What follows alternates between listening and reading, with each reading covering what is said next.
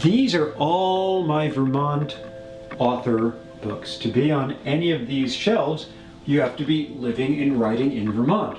And if you move out of Vermont, you have to move off these shelves. I've never counted how many authors are here, but if you look around, you'll obviously see Julio Alvarez, Tim Brooks, Joe Citro, Mark Estrin, John Irving, Archer Mayer, Jay Perini, Stephen Kiernan. Oh wait, it even continues over here. Dana Yutton, Don Mitchell. My wife and I moved to Vermont in 1986 from Brooklyn, and a lot of people ask me, what brought you to Vermont? And the short, glib answer is a cab.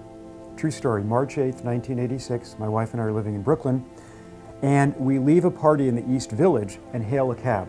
It's a Friday night, and as anyone who's ever watched Sex and the City knows, there's nothing a cab driver hates more on a Friday night than to have to go to the outer boroughs because there's no return fare. So he's angry.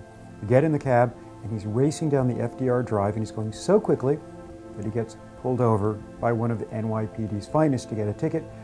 And here's where I changed my wife's and my life forever and brought us to Vermont. I said to the cab driver, "Excuse me, sir, why don't you turn off your meter while you're getting your ticket?" And he did, and I had just drawn a line in the sand with Muammar Gaddafi. He proceeded to turn off his meter, get his ticket, and then take my wife and me on a joyride of 45 minutes, screaming obscenities at us, trying to hit us as he's driving.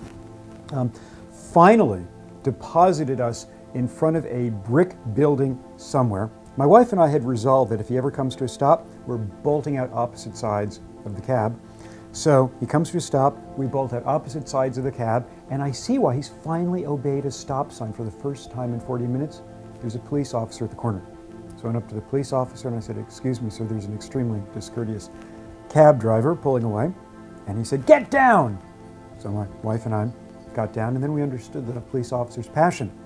There were 5 other police officers there with their guns out, and there were 3 guys spread eagle against the brick wall of this building with tower record bags overflowing with guns and drug paraphernalia. They had just stormed a crack house. So my wife, who grew up in Manhattan, we're now face down on the street, and my wife, who grew up in Manhattan, looks at me and says, "Why do we live here?" I said, "I don't know."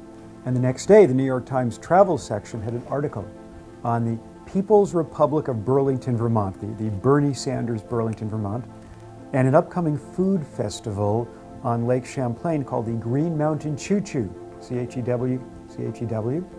So we decided to fly to Vermont and see what we thought of the place, and how could you not fall in love with it? Vermont is a great place to be a novelist. There is a reason why Vermont has more writers per capita than any state in the country. I think it's the fact that on the one hand, you have the opportunity for enormous quiet and concentration. And the thing about the digital age, the one bad thing about the digital age, is the way it is turning us into a species that is born to sequentially task, into a species that has to multitask. And a novel is about sequentially tasking, writing it and reading it.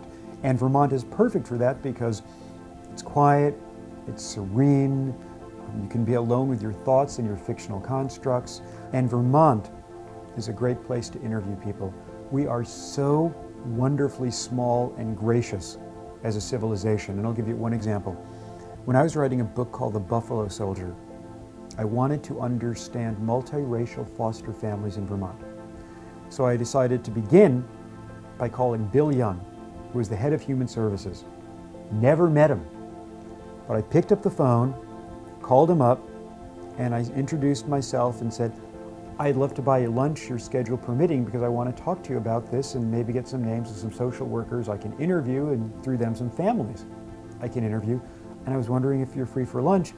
And he literally said, "Sure, I'd be happy to. I'm booked today. What is tomorrow like for you?"